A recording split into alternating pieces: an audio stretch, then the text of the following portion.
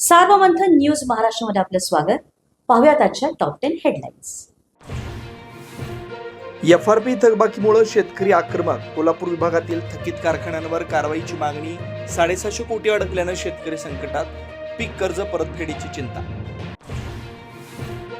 कोल्हापूर एलसीबीची मोठी कारवाई. 4 पिस्तूल जप्त, एका तस्कराला बेड्या. आरोपीला न्यायालयात हजर केला असता 24 मार्चपर्यंत पोलीस कोठडी. बंधुबाबा अशोक खरातची आजची एसआयटी चौकशी संपली, तर खरातची पोलीस कोठडी संपत असल्यानं थोड्याच वेळात कोर्टात हजर करणार. बंधुबाबा अशोक खरातांचे आणखी काळे कारनामे उघड. मद विकून भक्तांना गंडवलं. लैंगिक अडचणी घेऊन येणाऱ्यांना 1 किलो मदाची बाटली तब्बल 9 लाखांना विकायचा.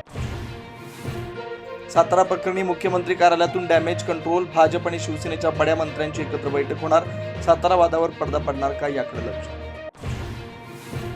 इराणकडून इस्रायलवर क्षेपणास्त्रांचा वर्षाव. आंतरखंडीय क्षेपणास्त्राद्वारे इराणचे हल्ले. डोनाल्ड ट्रम्प यांच्या अकाउंटवर हल्ल्यांचा व्हिडिओ जारी.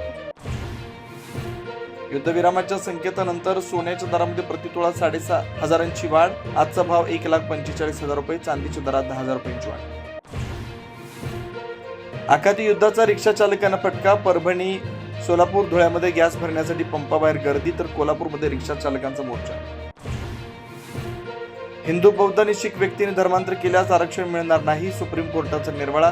फक्त हिंदू, बौद्ध, शीख या 3 धर्मियांनाच अनुसूचित जातीचे आरक्षण मिळणार. कोर्टाचा निर्णय. सार्वमंथन न्यूज महाराष्ट्राला लाईक करा, शेअर करा, सबस्क्राईब करा.